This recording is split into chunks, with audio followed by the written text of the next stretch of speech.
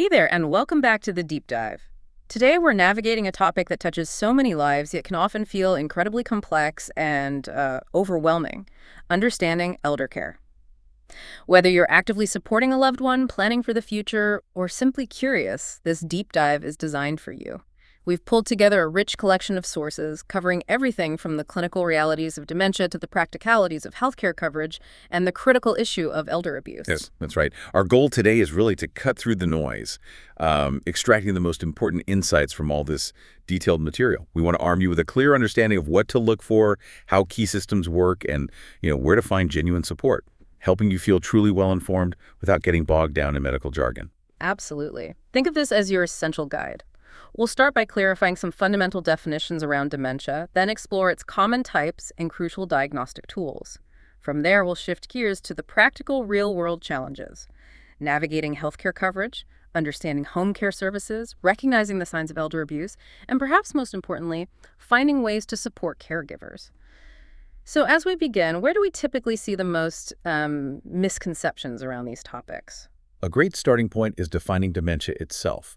It's not a single disease, but rather a syndrome, a collection of symptoms. It's characterized by a decline in memory and other cognitive abilities so significant that it directly interferes with daily living.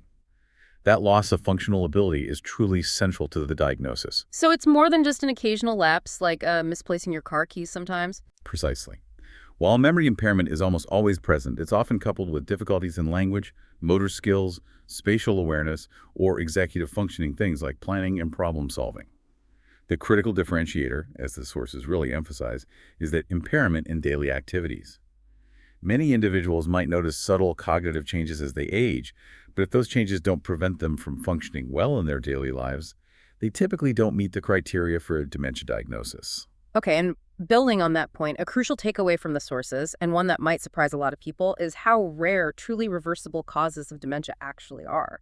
They account for perhaps only 1% of cases. Things like hypothyroidism or vitamin B12 deficiency, they more commonly cause milder cognitive issues, not the full-blown syndrome of dementia. This fundamentally shapes how we approach diagnosis and long-term care. Given that, what do our sources highlight as the single greatest risk factor for dementia? And what are its most common causes? Advancing age. Overwhelmingly.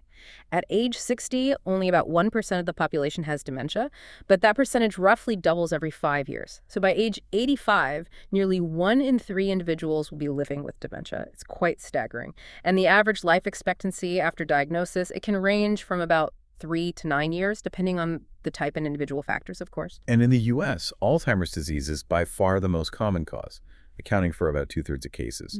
Vascular dementia follows, maybe 10–20%. What's particularly noteworthy, and the sources point this out, is that these two often coexist, especially in people over 80. They call it mixed pathologies. Let's delve a bit deeper into Alzheimer's disease then, or AD. The source materials describe it as resulting from the abnormal accumulation of two main culprits, these sort of sticky proteins. One is called amyloid beta peptide, which builds up like gunk between brain cells, forming plaques. And the other is phosphorylated tau, which forms tangled messes inside the neurons. It's like the brain's internal wiring gets clogged and knotted up, disrupting its normal function. Yeah, and a significant detail from the sources is the role of the apolipoprotein E, or APOE, protein. Specifically, the APOE4 allele. It's strongly associated with a significantly increased risk of AD. For individuals who inherit 2 copies of that APOE4 allele, they're called homozygous, the risk can increase dramatically, like 8 to 12-fold. Yet, interestingly, social skills and motor skills are often preserved early on in AD, while language and visual spatial abilities tend to be affected sooner. Okay, so given these descriptions of what's happening inside the brain, the crucial question for families becomes, how are these conditions actually diagnosed in living patients? Can clinicians actually see these changes happening? Well, clinically, Alzheimer's disease typically has an insidious onset, meaning it develops very subtly and slowly, almost unnoticed at first, and a gradual progression. While a definite AD diagnosis historically required looking at the brain after death, probable diagnoses are made clinically based on symptoms and tests. But now, new amyloid and tau-specific PET scan tracers, along with blood and cerebrospinal fluid, or CSF, biomarkers, are allowing for much firmer diagnoses in living patients. The sources even mention a new commercial blood test for AD, the Procivity AD test, which offers a much less invasive way to detect those early protein markers we talked about, potentially allowing for earlier and more definitive diagnoses.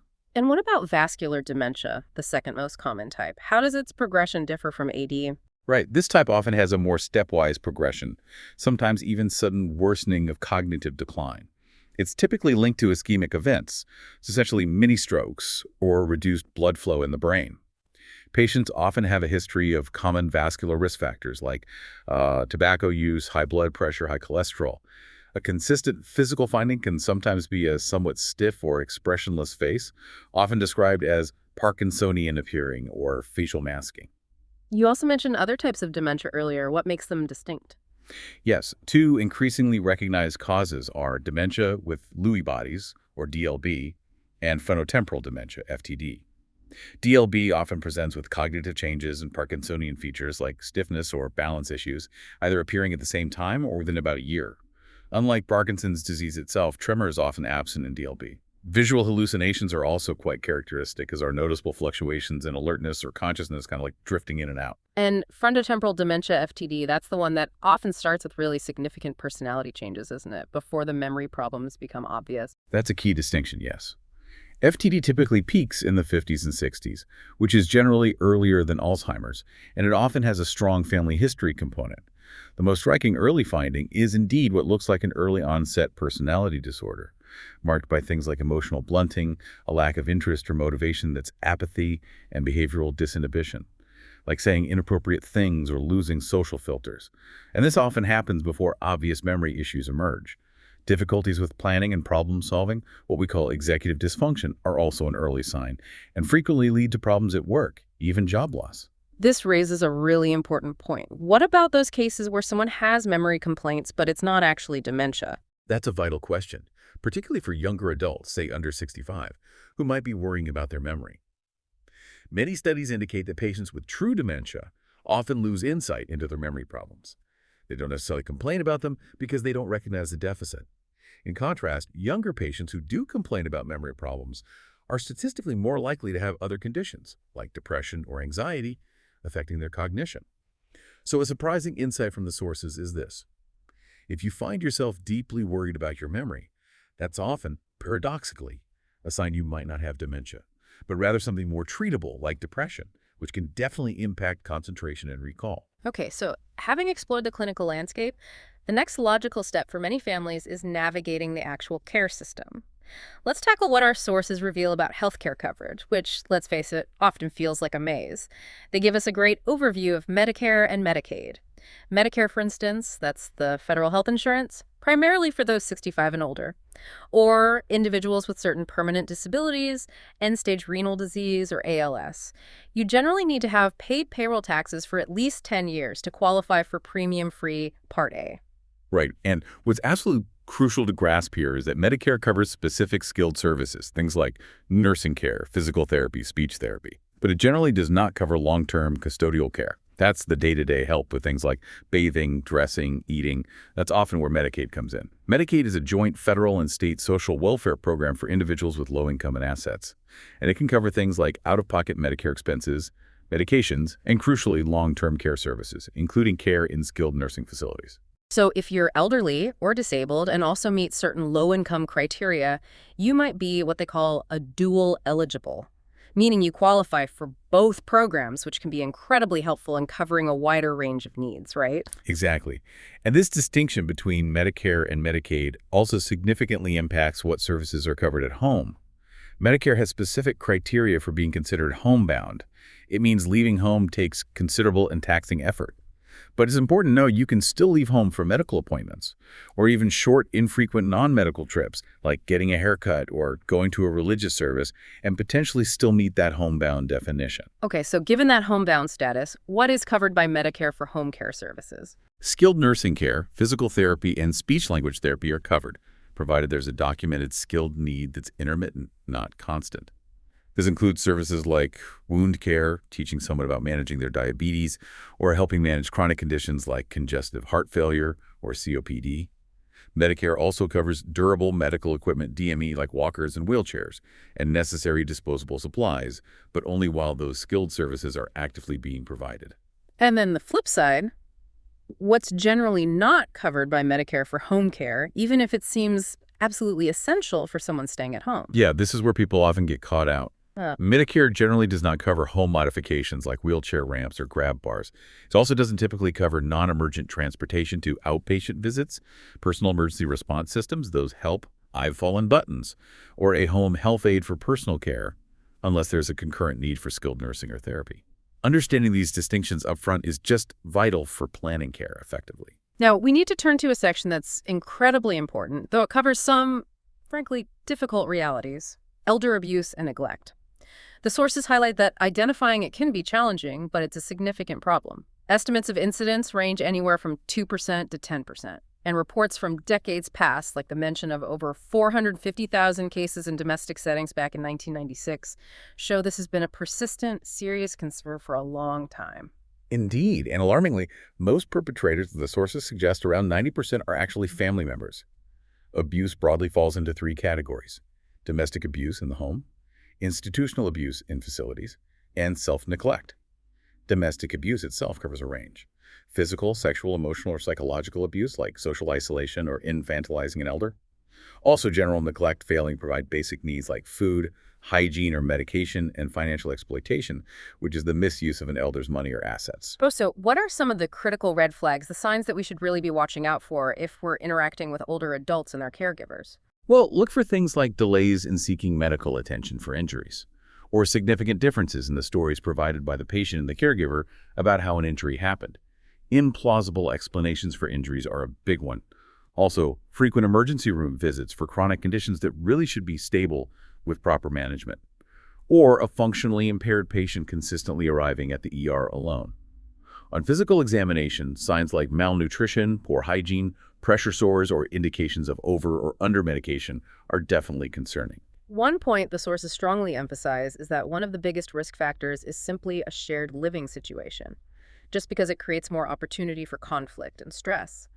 Another major risk factor is when the elder themselves has dementia, largely due to the increased caregiver stress associated with managing difficult or disruptive behaviors. Absolutely.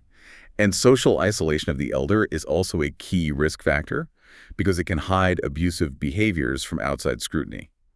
Furthermore, if the perpetrator themselves struggles with mental illness or substance dependence, or perhaps is financially dependent on the elder, these factors all significantly increase the likelihood of abuse occurring. So if you suspect elder abuse is happening, what's the first step? What can someone actually do? The most important first step is always to prioritize the elder's safety while respecting their autonomy as much as possible.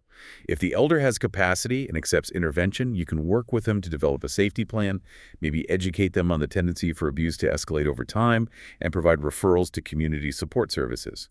However, if the elder lacks the capacity to make decisions about their safety, or if you are a healthcare professional, which makes you a mandated reporter, in most states you generally have a legal obligation to contact Adult Protective Services, or APS.